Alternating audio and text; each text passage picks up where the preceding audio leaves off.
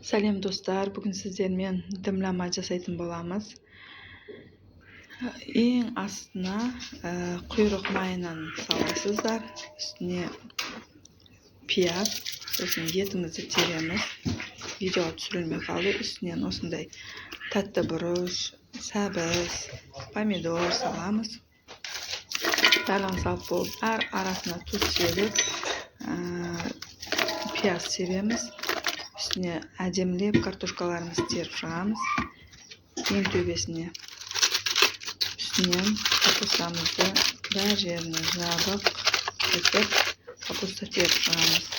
Үстіне қалған пияздарымызды сеуіп, зелен болса зелендерді қойып, жарты кесе су құйып демдеп қоямыз. Мінекей пісті уже. Жақсылап араластырып, бетінде капусталарды қазір легенге салдым мен. Осылай әдемі болып шығады, ас болсын.